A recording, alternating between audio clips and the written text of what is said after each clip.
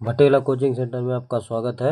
जैसा कि आप लोगों ने सेट 3 मैंने पूरे करा दिए हैं। आप लोग प्लेलिस्ट में जाकर 2025 के सारे सेट जो कि 3 ठोक मैंने करा दिए उनको पढ़ लीजिए।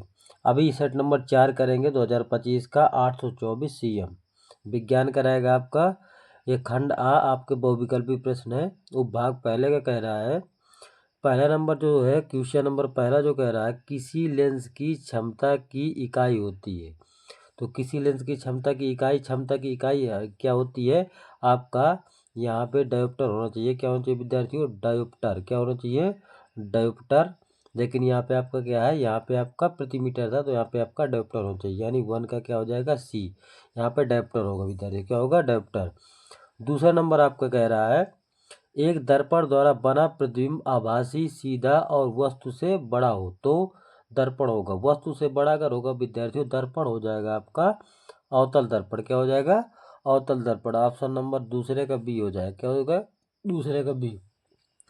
सवाल नंबर तीसरा कह रहा है कांच का अपवर्तनांक 1.5 है। वायु में प्रकाश की चाल 3 × 10⁸ मीटर प्रति सेकंड है। कांच में प्रकाश की चाल क्या होगी? तो कांच में प्रकाश की चाल देख लेते हैं। कांच का अपवर्तनांक विद्यार्थी दिया है, अपवर्तनांक को आप n लिख सकते हैं। n बराबर है 1.5। कितना विद्यार्थी? n बराबर 1.5। और प्रकाश की चाल किसकी विद्यार्थियों? प्रकाश की चाल C बराबर हो जाएगा 3 × 10⁸ मीटर प्रति सेकंड। क्या हो जाएगा विद्यार्थियों? 3 × 10⁸ मीटर प्रति सेकंड। तो कांच में प्रकाश की चाल किस में निकालना विद्यार्थियों? कांच में प्रकाश की चाल किसका निकालेंगे? कांच में प्रकाश की चाल यानी V बराबर निकाल लेंगे। तो आपका सूत्र होता है n बराबर होता है C/V। क्या होता है विद्यार्थी? n बराबर C/V। तो n आपका दिया 1.5 बराबर C कितना है आपका? C दिया 3 × 10⁸ बटे V का मान निकाल लेंगे, तो तेरे गुणा कर लेंगे विद्यार्थियों। तो यहाँ पे हो जाएगा 1.5 V बराबर हो जाएगा 3 × 10⁻, कितना हो जाएगा विद्यार्थियों? 10�8। यहाँ से हम निकाल लेंगे V का मान। किसका मान निकाल लेंगे? V का मान। तो 3 × 10⁸ बटे हो जाएगा 1.5। दशमलव हटाओगे ऊपर 0 बढ़ेगा। यहाँ से 15 का नम 15, 15 दूना 30। तो यहाँ से आपका आ जाएगा V बराबर 2 × 10⁸ मीटर प्रति सेकंड। 2 × 10⁸ मीटर प्रति सेकंड हो जाएगा। यही हो जाएगा हमारा कांच में प्रकाश की चाल। तो तीसरे का आपका क्या दिया है? तीसरे का B नंबर दिया है 2 × 10⁸ मीटर प्रति सेकंड। ये आपका हो जाएगा तीसरे का B। चौथा नंबर कह रहा है आकाश का रंग नीला होने का क्या कारण है? आकाश का रंग नीला होने का क्या कारण है? तो नीला इसलिए दिखाई देता है प्रकाश का प्रकीर्ण कारण। किसके कारण? प्रकाश के प्रकीर्ण का। तो चौथे का आपका हो जाएगा D नंबर। कौन सा हो जाएगा विद्यार्थी? चौथे का D। पांचवा नंबर कह रहा है यदि किसी निश्चित प्रतिरोध से होकर बहने वाली विद्युत धारा आधी कर दी जाए तो उसमें उत्पन्न ऊष्मा हो जाएगी। तो यहाँ पे सबसे पहले विद्युत धारा को आधी कर दे रहा है तो उस ऊष्मा निकालना है। तो पांचवा नंबर जो है आपका जो है पांचवा नंबर, तो यहाँ पे क्या होता है H बराबर होता है I² RT। क्या होता है विद्यार्थी? H बराबर I² RT। तो अब हमारा क्या कह रहा है समानुपाती निकाल लेंगे तो RT हमारा क्या होता है समानुपाती में आ जाएगा। तो यहाँ पे I को आधा कर दे रहा है, I बटे कितना हो जाएगा 2 का होल स्क्वायर, क्योंकि धारा को आधा कर रहा तो I समानुपाती हो जाएगा I² बटे 4। तो कितना हो जाएगा 1/4। कितना हो जाएगा विद्यार्थी? 1/4 यानी 1/4 हो जाएगा आपका पाँचवें नंबर का विद्यार्थी हो। 1/4 हो जाएगा। पाँचवें का क्या हो जाएगा? C number. पाँचवें क्या हो जाएगा विद्यार्थी? C। तो पाँचवें का C हो जाएगा। कह रहा है छठवां कह रहा है किसी एक समान चुंबकीय क्षेत्र में धारावाही चालक पर लगने वाले चुंबकीय बल का परिमाण निर्भर नहीं करता है। तो आपका चुंबकीय बल का परिमाण किस में निर्भर नहीं करता? धारावाही चालक पर। आपका नहीं करता है वैद्युत धारा की दिशा पर। किस पर विद्यार्थियों? वैद्युत धारा की दिशा पर। छठवें का आपको विद्यार्थी क्या हो जाएगा? D number. छठवें क्या हो जाएगा? D। सातवां कह रहा है लघु पथन के समय विद्युत परपथ में विद्युत धारा का मान हो जाता है। लघु पथन का मतलब होता है विद्यार्थियों ये छोटी सी लाइन, एक मान लीजिए छोटी लाइन हो जाएगी, एक बड़ी लाइन हो जाएगी। तो लघु पथन का छोटा पर रास्ता हो गया। तो छोटी अगर लाइन होगी तो यानी वायर छोटी होगी तो इसमें क्या हो जाएगा? विद्युत धारा बहुत अधिक मान हो जाएगा। विद्युत धारा का मान क्या हो जाएगा? अधिक हो जाएगा। सातवें का आपका क्या हो जाएगा? C number. वो भाग सेकंड में आते हैं। कह रहे इसको बोलते बेंजीन, यानी C6H6 में कार्बन की परमाणु संयोजकता होती है। कितनी होती है विद्यार्थियों? 4। कितनी हो जाएगी? 4। तो 8वें का आपका क्या हो जाएगा? C नंबर, यानी 4 हो जाएगी। अब यहाँ पे आता है 9 नंबर प्रबल बेस है। बेस का मतलब होता है विद्यार्थी क्षार। क्या कह रहा है? प्रबल बेस कह रहा है, तो विद्यार्थियों यहाँ पे हो जाएगा प्रबल बेस का मतलब होता है क्षार। तो 9 का आपका हो जाएगा सोडियम हाइड्रोक्साइड, यही 9 का ए। क्या हो जाएगा विद्यार्थी? 9 का ए सोडियम हाइड्रोक्साइड। इसी प्रकार अब इसको हम देख लेंगे।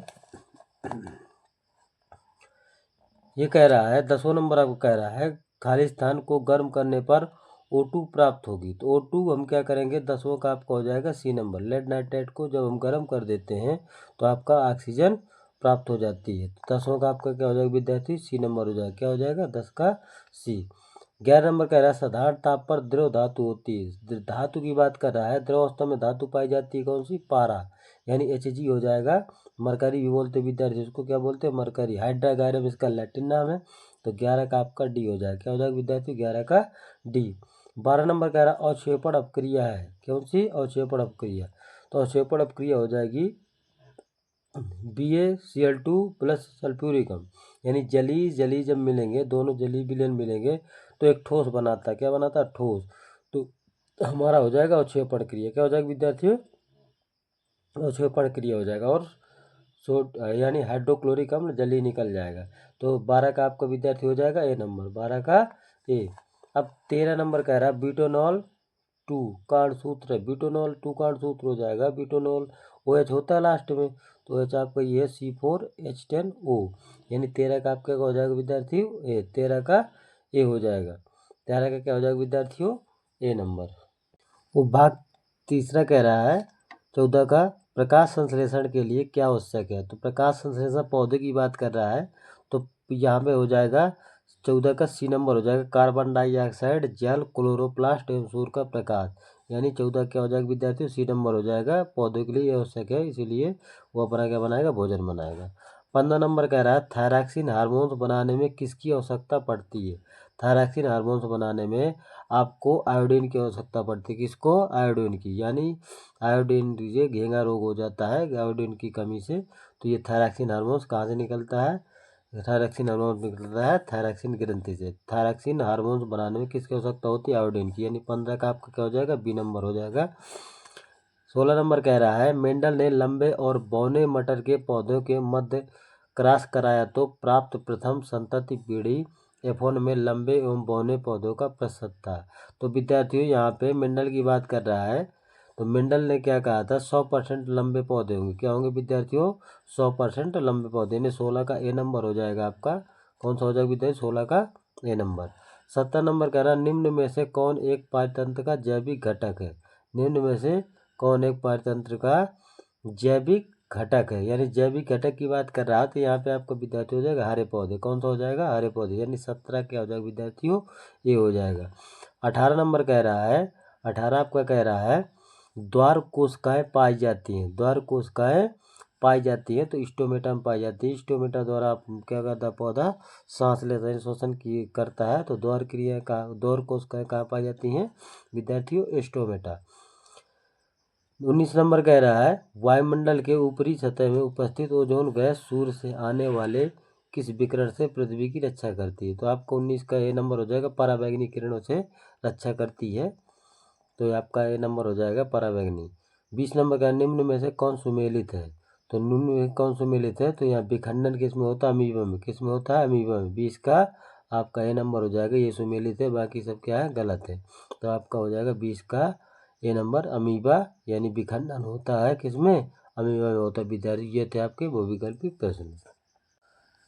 खंडवा कह रहा वर्णनात्मक प्रश्न कह रहा उपभाग पहला कह रहा है। इसमें पहले का रोमन अंक में पहला कह रहा नामांकित किरण आरेख की सहायता से दूरदृष्टि दोष को समझाइए।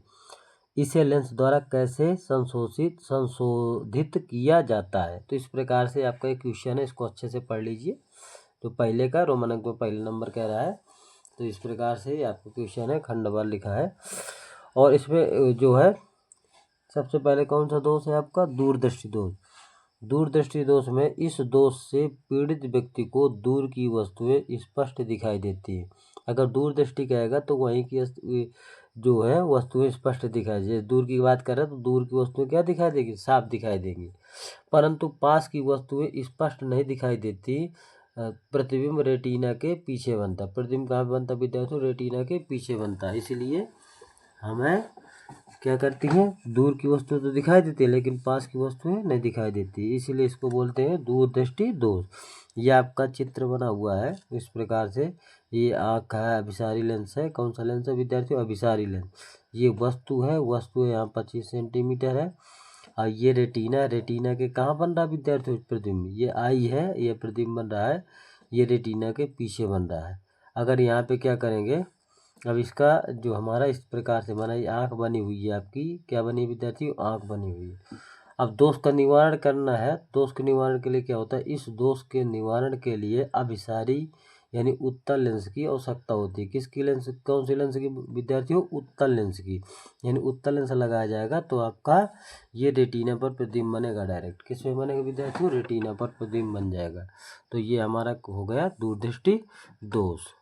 प्रश्न संख्या पहले का दूसरा कह रहा है, एक गोली दर्पण 16 सेंटीमीटर दूरी पर रखी वस्तु का आभासी प्रतिबिंब दर्पण के पीछे 12 सेंटीमीटर दूरी पर बनाता है।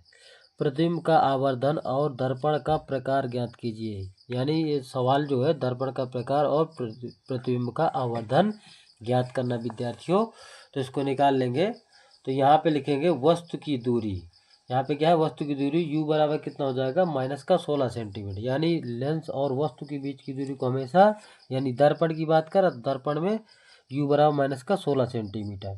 अब इसके बाद कह रहा है आभासी प्रतिबिंब दर्पण के पीछे, दर्पण के पीछे, तो हमारा दर्पण के पीछे कह रहा है तो ये आपका हो जाएगा दर्पण, दर्पण, दर्पण और दर्पण से प्रतिबिंब की दूरी। किसकी विद्यार्थियों, प्रतिबिंब की दूरी।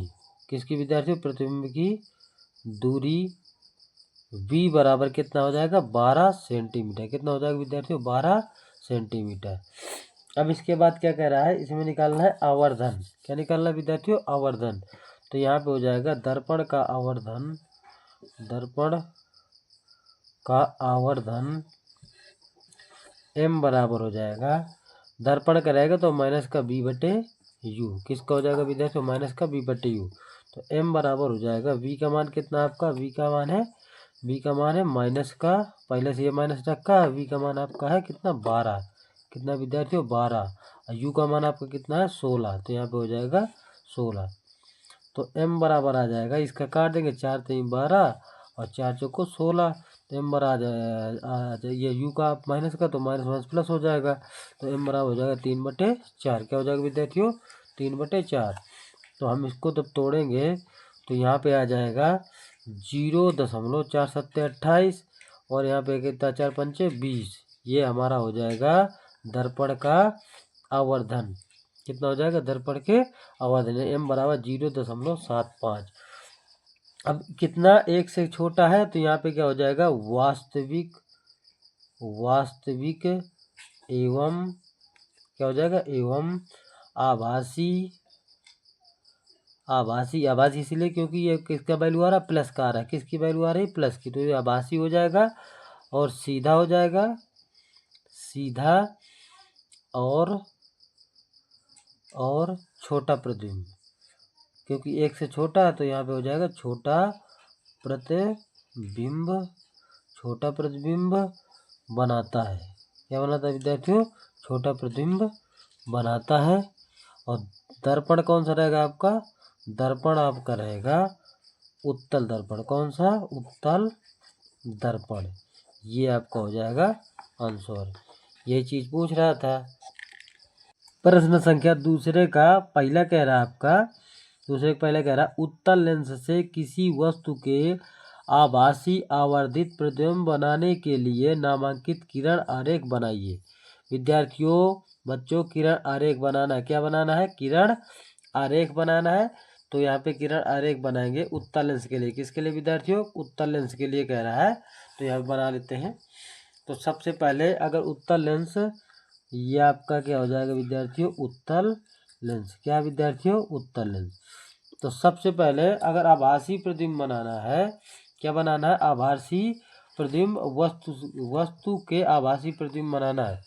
तो सबसे पहले वस्तु को जब आभासी प्रतिबिंब बनाएंगे तो ये हमारा प्रकाशिक केंद्र हो जाएगा। क्या हो जाएगा विद्यार्थी, यहाँ पे ये हमारा प्रकाशिक केंद्र हो जाएगा और यहाँ पे हो जाएगा हमारा F1, यहाँ पे हो जाएगा F2। क्या हो जाएगा विद्यार्थी, F2। तो यहाँ पे सबसे पहले अगर इस तरीके की कंडीशन आएगी वस्तु का आभासी प्रतिबिंब बनाने के लिए, तो यहाँ पे क्या लिखेंगे, वस्तु वस्तु वस्तु को हमेशा वस्तु को हमेशा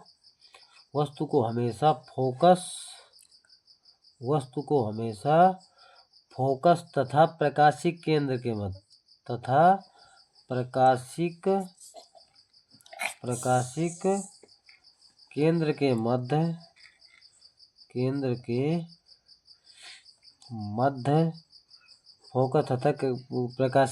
के मध्य रखना होता है जब हम क्या बनाएंगे, आभासी प्रतिबिंब बनाएंगे। तो यहाँ पे सबसे पहले यह क्या है, आपका प्रकाशिक केंद्र है और फोकस के मध्य हम क्या करेंगे, वस्तु को रख देंगे। किसको रख देंगे, वस्तु को। हम इसको मान लेंगे A और B। ये हमारी क्या है विद्यार्थियों, वस्तु है। वस्तु को हम प्रकाशिक केंद्र से यहाँ से किरण को क्या करेंगे, यहाँ से गुजार देंगे इस प्रकार से। जब गुजारेंगे फिर इसके बाद जब यहाँ से गुजार देंगे, एक समांतर रेखा यहाँ से गुजरेगी। जब यहाँ समांतर रेखा गुजरेगी तो कहाँ से होकर जाएगी, फोकस से। कहाँ से विद्यार्थी जाएगी, फोकस से, यहाँ से होकर जाएगी। अब इसको हम क्या करेंगे, इसको विद्यार्थी यहाँ से हम इसको काल्पनिक रेखा खींच देंगे। क्या खींच देंगे विद्यार्थी, काल्पनिक रेखा। यहाँ से मिला देते हैं इसको, इस तरीके से आपकी काल्पनिक रेखा मिल जाएगी। जब काल्पनिक रेखा मिलेगी तो ये हमारा प्रतिबिंब बना देगा, A' और B'। क्या बनाएगा विद्यार्थी, A' और B' हमारा क्या बना देगा, प्रतिबिंब, A' और B'। ये हमारा वस्तु है, इसको बोलेंगे विद्यार्थी वस्तु। ये हमारा क्या हो जाएगा, प्रतिबिंब। क्या हो जाएगा, प्रतिबिंब। ये वस्तु, ये हमारा क्या है, प्रतिबिंब। तो यहाँ पे लिखे देंगे, यहाँ पे लिखेंगे विद्यार्थियों आभासी प्रतिबिंब। क्या लिखेंगे विद्यार्थियों, आभासी प्रतिबिंब। यहाँ पे लिख देंगे विद्यार्थी आभासी प्रतिबिंब वस्तु से, क्या विद्यार्थी, वस्तु से बड़ा। आभासी प्रतिबिंब वस्तु से बड़ा। ये हमारा वस्तु है, ये आपका क्या है, ये आपकी वस्तु है। वस्तु से प्रतिबिंब क्या बन रहा है, ये बड़ा बन रहा है। आपको दिख रहा होगा यहाँ पे वस्तु ये छोटी है और यहाँ से प्रतिबिंब क्या हो रहा है, बड़ा बन रहा है। तो वस्तु से बड़ा तथा वस्तु की ओर तथा वस्तु की ओर इस प्रकार हो जाएगा। यानी वस्तु से बड़ा भी बन रहा है और वस्तु की ओर भी बन रहा है। इस प्रकार से हमारा क्या हो जाएगा, आभासी प्रतिबिंब का बनना। प्रश्न संख्या आपका कह रहा है, दूसरे का दूसरा है, एक उत्तल लेंस किसी वस्तु का 3 गुना आवर्धित उल्टा प्रतिबिंब बनाता है जबकि वस्तु इससे 15 सेंटीमीटर दूरी पर स्थित है। लेंस की फोकस दूरी ज्ञात कीजिए। हमें क्या निकालना विद्यार्थियों, लेंस की फोकस दूरी निकालना है। आप सवाल को अच्छे से पढ़ लीजिए, ये आपका सवाल दे रखा है, इस सवाल को पढ़ लीजिए और इसको सॉल्व करेंगे। सबसे पहले कह रहा है एक उत्तल लेंस की किसी वस्तु का 3 गुना। सबसे पहले 3 गुना कहेगा तो इसको हम सबसे पहले आवर्धन मान लेते हैं। क्या मानते हैं विद्यार्थियों, आवर्धन। तो सबसे पहले यहाँ पे 3 गुना कह रहा था आपका, तो आवर्धन क्या हो जाएगा विद्यार्थियों, आवर्धन m बराबर हो जाएगा, अब किसका हो जाएगा, m बराबर हो जाएगा -3। कितना हो जाएगा विद्यार्थियों, -3। 3 गुना कह रहा है, क्योंकि कितने गुना कह रहा है, 3 गुना। आवर्धित कह रहा है, आवर्धित उल्टा प्रतिबिंब बनाता है, उल्टा कहेगा तो माइनस का आएगा। किसका आएगा विद्यार्थियों, माइनस का। अब इसके बाद कह रहा है जबकि वस्तु इससे 15 सेंटीमीटर दूर स्थित है। जबकि वस्तु कितना विद्यार्थियों, 15 सेंटीमीटर दूर स्थित है। तो u बराबर कितना हो जाएगा, -15 सेंटीमीटर। तो वस्तु u बराबर कितना हो जाएगा, u बराबर हो जाएगा -15 सेंटीमीटर। कितना हो जाएगा विद्यार्थियों, -15 सेंटीमीटर। यानी ये कहाँ की है, लेंस से वस्तु की दूरी, लेंस से वस्तु की दूरी, वस्तु की दूरी, इसको बोलते यू। क्या बोलते हैं विद्यार्थियों? यू। यू बराबर माइनस का 15 सेंटीमीटर। अब इसके बाद हमें क्या करना है, हमारा जो सूत्र होता है आवर्धन, आवर्धन आवर्धन m बराबर होता है। अब लेंस के लिए बात कर रहा है, अगर लेंस के लिए कहेगा तो यहाँ पे प्लस का हो जाएगा v बटे यू। किसका? v बटे यू प्लस का। m का मान आपका दिया माइनस का 3, यहाँ पे रखिए -3। v का मान निकालना है, u का मान आपका दिया माइनस का 15। कितना दिया विद्यार्थियों? माइनस का 15। तो अभी क्या करेंगे, v का तिर्यक गुणा कर लेते हैं। जब तिर्यक गुणा करेंगे तो v बराबर हो जाएगा माइनस का 15 गुणे माइनस का 3, तो v बराबर आपका हो जाएगा 45, क्योंकि माइनस का गुणा जब माइनस में होगा तो प्लस हो जाएगा। तो v बराबर हो गया हमारा 45 सेंटीमीटर। कितना होगा विद्यार्थियों? v बराबर हो गया 45 सेंटीमीटर। अब हमें निकालना है फोकस दूरी, तो हम किसकी? उत्तल लेंस की, यानी लेंस की फोकस दूरी। क्या निकालना विद्यार्थियों? लेंस की फोकस दूरी। लेंस की फोकस दूरी निकाल लेते हैं। जब लेंस की फोकस दूरी निकालेंगे तो इसका सूत्र होता है आपका 1/f बराबर 1/v माइनस 1/u। लेंस अगर कहेगा तो माइनस का आएगा, अगर दर्पण का आएगा तो प्लस का आएगा। तो 1/f आपको निकालना है, फोकस दूरी आपको निकालना है। और 1/v का मान कितना विद्यार्थियों? v का मान है आपका 45। कितना है? 45 माइनस 1/u का मान कितना विद्यार्थियों? u का मान आपका माइनस का 15 दिया है, ये आप देख लीजिए माइनस का 15 दिया। तो यहाँ पे रख देंगे, क्या रख देंगे विद्यार्थियों? माइनस का 15। यहाँ पे हो जाएगा माइनस का 15। अब यहाँ पे हमारा हो जाएगा 1/f बराबर हो जाएगा 1/45। और माइनस का गुणा जब माइनस में होगा तो क्या होगा? प्लस हो जाएगा, तो 1/15 हो जाएगा। अब हम क्या करेंगे विद्यार्थियों? 15 और 45 का लसा पर हमारा कितना आ जाएगा? इस पे आ जाएगा 45। कितना आएगा विद्यार्थियों? 45। तो 45 से इसको जब काटेंगे तो 1 आएगा, यहाँ पे 15 से 45 3 आ जाएगा। तो 1/f बराबर हो जाएगा विद्यार्थियों, 3 में 1 जोड़ेंगे तो 4/45। अब तिर्यक गुणा कर देंगे, जब तिर्यक गुणा करेंगे तो हमारा हो जाएगा 1/f बराबर हो जाएगा, कितना हो जाएगा? 4/45। तो तिर्यक गुणा करेंगे तो यहाँ पे हो जाएगा 4f बराबर हो जाएगा 45। तो आपका कितना हो जाएगा विद्यार्थियों? तो f बराबर हो जाएगा 45/4। जब इसका भाग दे देंगे तो f बराबर कितना आ जाएगा? 11.25। कितना हो जाएगा? 11.25 सेंटीमीटर। कितना हो जाएगा? 11.25 सेंटीमीटर। ये हो जाएगा हमारा, ये 4 का जब भाग दे देंगे तो यहाँ पे बराबर कितना आ जाएगा? 11.25 सेंटीमीटर। ये हमारा हो जाएगा उत्तर। प्रश्न संख्या तीसरे का पहला कह रहा है, दिए गए वैद्युत परपथ में अमीटर ए द्वारा प्रदर्शित वैद्युत धारा ज्ञात कीजिए। आपका ये वैद्युत धारा पूछ रहा है, ये आपका परपथ पूरा दिया हुआ है।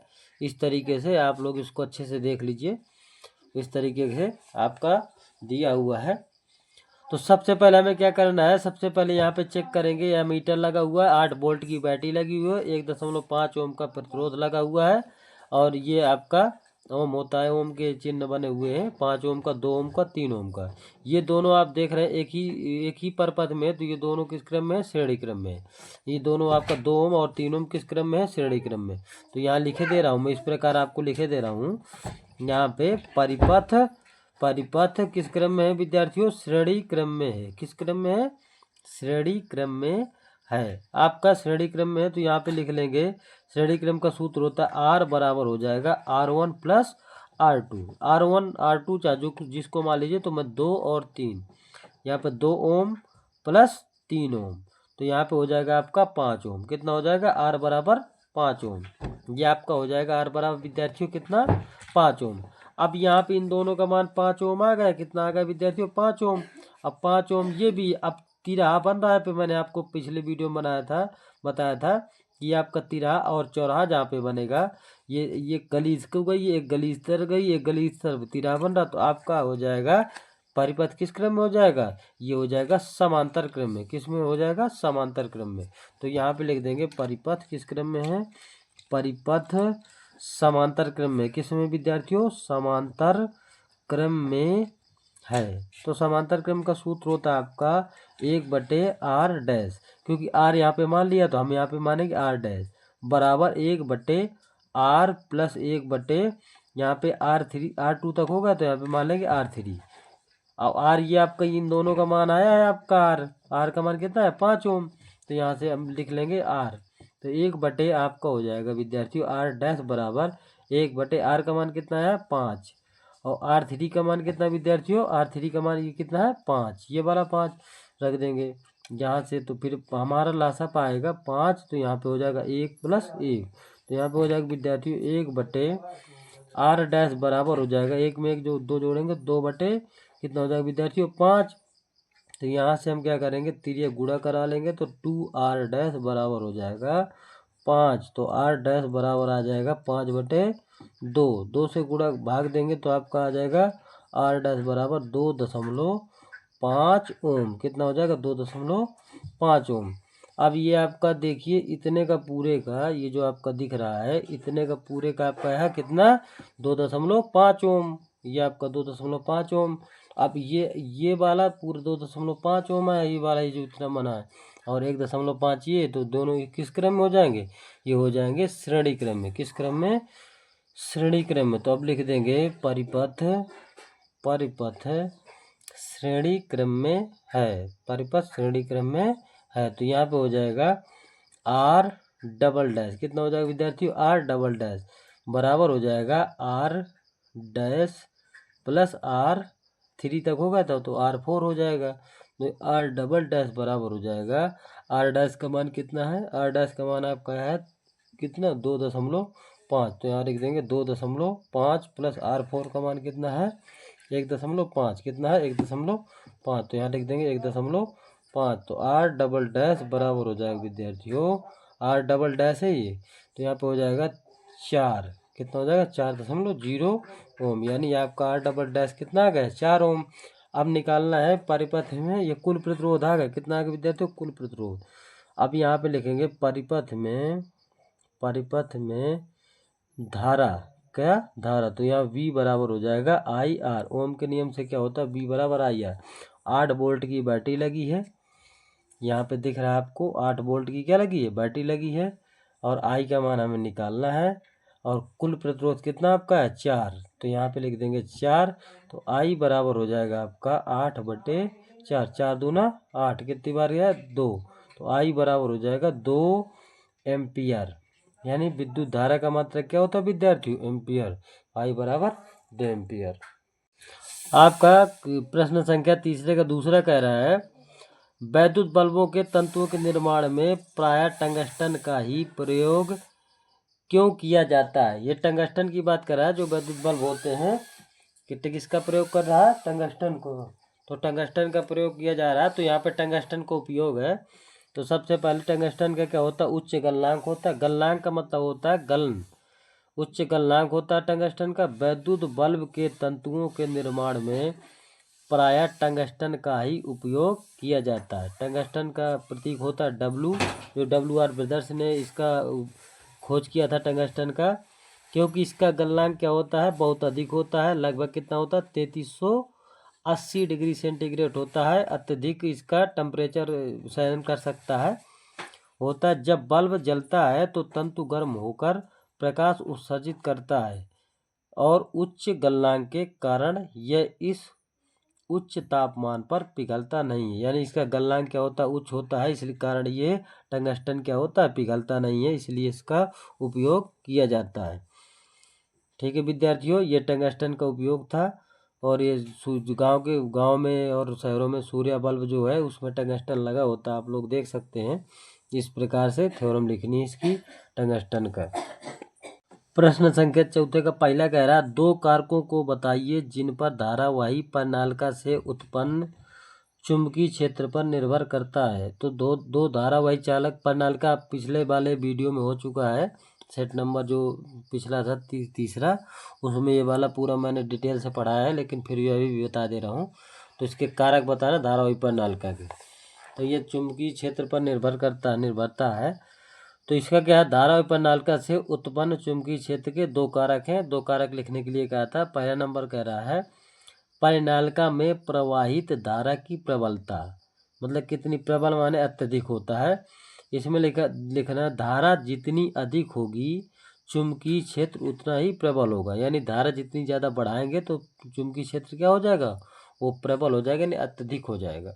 दूसरा नंबर आपका कह रहा है परिनालिका में फेरों की संख्या, अगर परिनालिका की प्रति इकाई फेरों की संख्या जितनी अधिक होगी, यानी फेरों की संख्या अगर परिनालिका में अधिक कर देंगे तो चुंबकीय क्षेत्र उतना ही क्या हो जाएगा, प्रबल हो जाएगा, प्रबल होता जाएगा, यानी अत्यधिक हो जाएगा। ये हमारा क्या था, चुंबकीय क्षेत्र पर निर्भरता, क्या था, चुंबकीय क्षेत्र पर निर्भरता। प्रश्न संख्या 4 का दूसरा कह रहा है विद्युत चुंबक स्थायी चुंबक से किस प्रकार भिन्न होता है, मतलब इसकी विद्युत चुंबक और स्थायी चुंबक के अंतर लिखना है, कौन कैसे किस प्रकार भिन्न है। तो इसको देख लेते हैं 4 का दूसरे को। यहाँ पे विद्युत चुंबक स्थायी चुंबक में भिन्नता देगा, चुंबकत्व की प्रकृति क्या होती है। जैसे इसमें कह रहा है विद्युत चुंबक, तो विद्युत चुंबक जो होते हैं, विद्युत चुंबक तभी चुंबकत्व करता है जब उसमें विद्युत धारा क्या करते हैं, प्रवाहित होती है। जब विद्युत धारा प्रवाहित कर देते हैं तो तब उसमें क्या आ जाता है, चुंबकत्व का गुण आ जाता है। जब धारा बंद करने पर इसका चुंबकत्व समाप्त हो जाता है, यानी धारा क्या, जब धारा बंद कर देते हैं तो इसकी चुंबकशीलता क्या हो जाती है, खत्म हो जाती है। दूसरा नंबर जो है स्थायी चुंबक होते हैं, यह हमेशा चुंबकीय गुण बनाए रखता है, यानी स्थायी चुंबक जो होता है हमेशा चुंबकीय गुण बनाए रखता है। स्थायी चुंबक को बाहरी विद्युत धारा की आवश्यकता नहीं होती है। ये साधारण चुंबक होते हैं, जैसे आप लोगों ने देखा होगा, इस तरीके स्थायी चुंबक होते हैं, इसमें चुंबकत्व का गुण हमेशा बना रहता है, इसको बोलते हैं स्थायी चुंबक। प्रश्न संख्या 4 का तीसरा आपका कह रहा है फ्लेमिंग के बाएं हाथ का नियम बताइए। ये पिछले वाले सेट में हो चुका है, फ्लेमिंग के बाएं हाथ का नियम, जो कि 2 नंबर का है। तो ये हमारा फ्लेमिंग के बाएं हाथ का नियम है। तो इस तरीके आपका हाथ बना लेना है। यहाँ पे आपके 90-90 डिग्री का कोण बनेगा, कितने कितने के विद्यार्थियों, 90-90 डिग्री का कोण बन जाएगा। तो यहाँ पे फ्लेमिंग का बाएं हाथ का नियम ये है, यहाँ पे क्या है, एफ है, एफ का मतलब होता है ये बल होता है, बी का मतलब होता है चुंबकीय क्षेत्र, आई का मतलब होता है विद्युत धारा, यानी एफ बी आई क्या हो जाएगा विद्यार्थियों, एफ बी आई। जो एफ होता है हमारा होता है चुंबक, यानी क्या होता है, अंगूठा होता है, बी होता है हमारी तर्जनी, और आई होता है मध्यमा अंगुली। कौन सी अंगुली, मध्यमा अंगुली। इस प्रकार से तो यहाँ पे लिखेंगे फ्लेमिंग के बाएं हाथ के नियमानुसार अंगूठे के बगल वाली दोनों उंगलियां आपस में समकोण बनाएंगी, यानी समकोण बनाएगी, 90 डिग्री का कोण बना रही, जो आपको मैंने यहाँ पे दर्शा दिया है, जो कि अंगूठा चालक पर लगने वाले बल को, ये चालक पर लगने वाले बल एफ को लगने वाले बल को प्रदर्शित करता है, तथा तर्जनी उंगली ये आपका है, ये तर्जनी उंगली चुंबकीय क्षेत्र बी को प्रदर्शित करती है, और मध्यमा उंगली चालक पर लगने वाली विद्युत धारा आई, चालक पर लगने वाली विद्युत धारा आई, मध्यमा उंगली है जो बीच वाली उंगली है, आई को प्रदर्शित करती है। इसे फ्लेमिंग के बाएं हाथ का नियम कहते हैं, जो कि 2 नंबर का, इस तरह लिख के आएंगे तो आपको 2026 कक्षा 10 में 2 नंबर आपको मिल जाएगा। चौथे का अथवा कह रहा है आपका पहला नंबर, घरेलू विद्युत परिपथ में फ्यूज के उपयोग के महत्व बताइए। इसको देखते हैं, फ्यूज का जो फ्यूज होता है घरों में लगा होता है, तो ये आपका फ्यूज है, कौन सा है, घरेलू परिपथ में फ्यूज का प्रयोग क्यों किया जाता है। तो सबसे पहले घरेलू परिपथ में फ्यूज का प्रयोग अति भारण और लघुपतन से सुरक्षा के लिए किया जाता है, क्योंकि अधिक धारा प्रवाहित होने पर इसका तार पिघलकर परिपथ को तोड़ देता है। क्या कर देता है विद्यार्थियों, तोड़ देता है। तो सबसे पहले इस प्रकार से आपका चित्र बन जाएगा, ये आपका फ्यूज है, क्या लगा हुआ विद्यार्थियों, फ्यूज लगा हुआ इस प्रकार से, ये आपकी कुंजी है, इसको धारा को प्रभावित करती, ये आपकी क्या है विद्यार्थियों, बैटरी है, क्या है विद्यार्थियों, बैटरी। तो यहाँ से फ्यूज लगा, ये बल्ब लगा हुआ है, तो यहाँ से जब जाएगी आपकी विद्युत धारा बैटरी से आई प्रवाहित होगी, तो यहाँ से जब जैसे मान लीजिए वोल्टेज अधिक हो जाएगा, विद्युत धारा अधिक हो जाएगी, तो जब विद्युत धारा अधिक हो जाएगी तो यहाँ से क्या हो जाएगा, ये फ्यूज गल जाएगा, इसका गलना क्योंकि निम्न होता है, जब गल जाएगा तो ये बल्ब हमारे क्या हो जाएंगे, सुरक्षित रहेंगे, यानी जो भी हमारा इलेक्ट्रॉनिक सामान होगा जो यहाँ से जुड़ा होगा इस युक्ति से, तो यहाँ पे क्या हो जाएगा, बंद हो जाएगा, क्या हो जाएगा, बंद हो जाएगा। ये इससे हमारा क्या होता है, फ्यूज का प्रयोग इसलिए करते हैं घरों में। चौथे का दूसरा आपका कह रहा है अथवा का, चौथे का अथवे का दूसरा कह रहा है प्राय निम्न विद्युत आपूर्ति तारों के वैद्युत रोधी आवरण के रंग क्या होते हैं। तो सबसे पहले वैद्युतमय तार होता है ए नंबर, बी उदासीन तार होता है, भू संपर्क तार होता है। अभी इसमें कह रहा है किसी वैद्युत साधित्र को भू संपर्क करने का मुख्य उद्देश्य क्या है। ये जो आपका सवाल है इसको देखते हैं। ये जो सवाल आपका दिया है 4 नंबर का है। थोड़ा ये इसको मैं चित्र बना के समझा दे रहा हूँ और लिख लेना आप लोग, क्योंकि मैं पिछले वीडियो में बता चुका हूँ।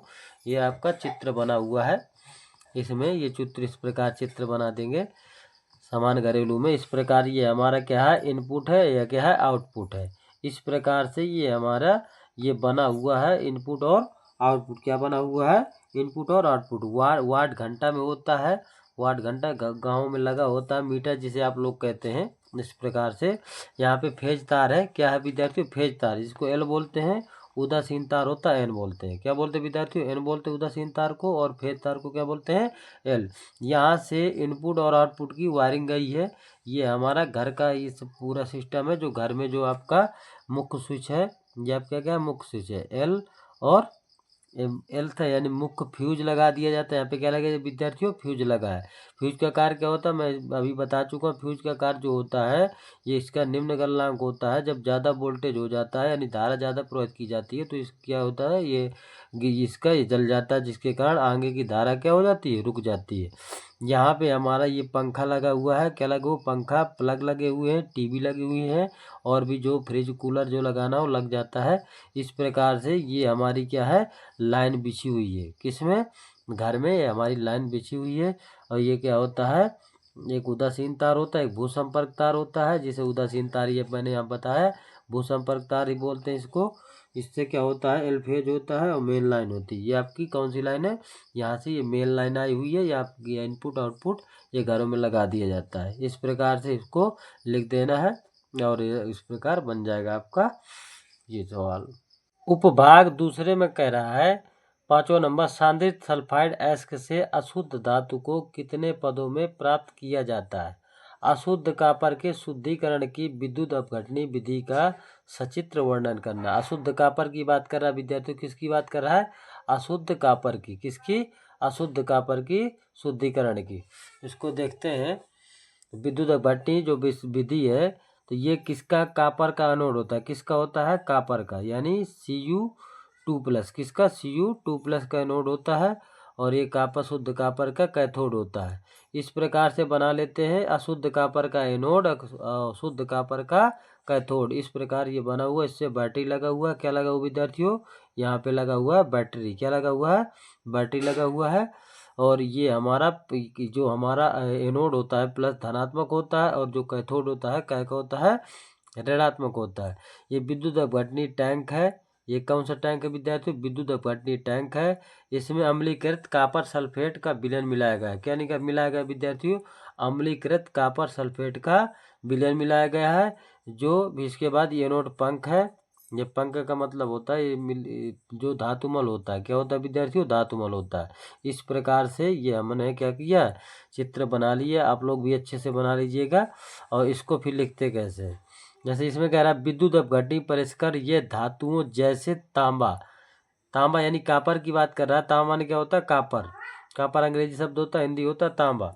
सोना एल्युमिनियम के शोधन की एक विधि है।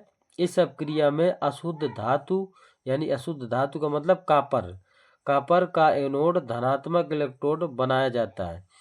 शुद्ध धातु की, यानी शुद्ध धातु की पतली पट्टी को कैथोड यानी ऋणात्मक इलेक्ट्रोड बनाया जाता है, और धातु लवण के विलयन को विद्युत अपघट्ट के रूप में उपयोग किया जाता है। किसके रूप में विद्यार्थियों, विद्युत अपघट्ट के रूप में उपयोग किया जाता है। जब विद्युत धारा प्रवाहित की जाती है, क्या प्रवाहित की, विद्युत धारा प्रवाहित की जाती है, जब विद्युत धारा प्रवाहित की जाती है तो एनोड से शुद्ध धातु विद्युत अपघट्ट में मिल जाता है। जो विलयन है आपका, अम्लीकृत विलयन है, उसमें मिल जाता है शुद्ध धातु, और अशुद्धि पंख के रूप में नीचे बैठ जाती है। अशुद्धि किसके रूप में विद्यार्थियों, पंख के रूप में नीचे, ये जो आपकी पंख दिख रहा है इसके रूप में बैठ गई है। और अम्लीकृत जो कॉपर सल्फेट विलयन है, इसमें शुद्ध धातु यानी कॉपर मिल गया है। तो कॉपर धातु यहाँ शुद्ध मिल जाता है और ये हमारा धातुमल जो एनोड पंख के रूप में क्या हो जाता है विद्यार्थियों, यहाँ पे बैठ जाता है तली पर। यही हमारा क्या था विद्युत अपघटनी विधि। प्रश्न संख्या 6 का पहला कह रहा है निम्नलिखित अपक्रियाओं में उपचायक तथा अपचायक पदार्थ कारण सहित चुनिए। तो ये आपका लिखा है, ए नंबर लिखा है टिन है SN डबल प्लस जली और अपक्रिया SN 4 प्लस जली। इस प्रकार आपकी रिएक्शन दी हुई है, आप लोग इसको अच्छे से पढ़ लीजिए। और 6वें का दूसरा भी कह रहा है शुद्ध जल का pH मान लिखिए। इसको देख लेते हैं इनको। ये जो है उपचायक तथा अपचायक पदार्थ इसमें जानेंगे किस प्रकार उपचायक है, किस प्रकार अपचायक है। तो यहाँ पे टिन है, ये जली है। यहाँ पे क्या कर रहा है, यहाँ पे देखिए, यहाँ पे टिन में डबल प्लस लगा है और यहाँ पे लगा है 4 प्लस। तो सबसे पहले यहाँ पे कारण दीजिए, कारण यहाँ पे देना है। तो कह रहा है SN डबल प्लस, ये SN डबल प्लस है, इलेक्ट्रॉन त्याग कर रहा है, इलेक्ट्रॉन त्याग रहा है। ऑक्सीकरण संख्या +2 से +4 हो रही, यानी यहाँ पे +2 है, ठीक है, +2 है। यहाँ पे कितने हैं, +4 है, यानी यहाँ पे +2 से क्या हो रही, +4 हो रही। अगर यहाँ से +2 की जगह जब बढ़ोतरी होती है तो यहाँ पे क्या हो जाएगा, ऑक्सीकरण संख्या +2 से +4 हो रही है, इसीलिए यह एक अपचायक है। यानी ये यहाँ पे प्लस कम लिखें, यहाँ पे प्लस ज़्यादा लिखेंगे। यानी अगर बढ़ोतरी होगी प्लसों की इस साइड तो यहाँ पे कौन सा पदार्थ हो जाएगा, यहाँ पे हो जाएगा अपचायक। क्या हो जाएगा, अपचायक। क्या हो जाएगा विद्यार्थियों, अपचायक हो जाएगा। अब जैसे बी नंबर में कह रहा था, ये है आयरन, इसमें डबल ट्रिपल प्लस है, इसमें कितना है, डबल प्लस। देखो यहाँ पे बढ़ोतरी, यहाँ पे प्लस की क्या है, बढ़ोतरी, यहाँ पे क्या है, कमी।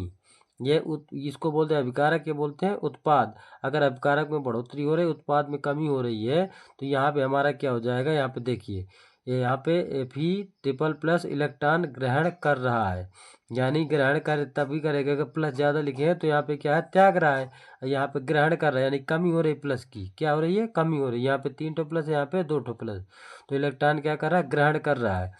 ऑक्सीकरण +3 से +2, यानी +3 से घट रहा है, तो अगर घटेगा तो यहाँ पे क्या हो जाएगा, उपचायक हो जाएगा। क्या हो जाएगा विद्यार्थी, उपचायक। +3 से +2 हो रहा है तो घट रहा है ना, तो यहाँ पे क्या हो जाएगा, उपचायक। क्या हो जाएगा विद्यार्थी, उपचायक।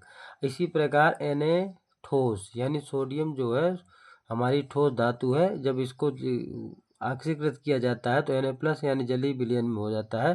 तो इलेक्ट्रॉन क्या कर रहा है, त्याग रहा है, यानी एक इलेक्ट्रॉन इसने त्याग दिया तो यहाँ पे क्या लग गया, प्लस लग गया।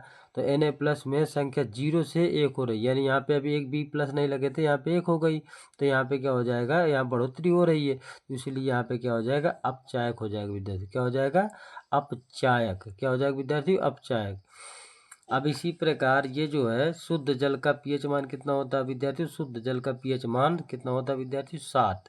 कितना होता है, 7। ना अम्लीय होता है ना क्षारीय होता है।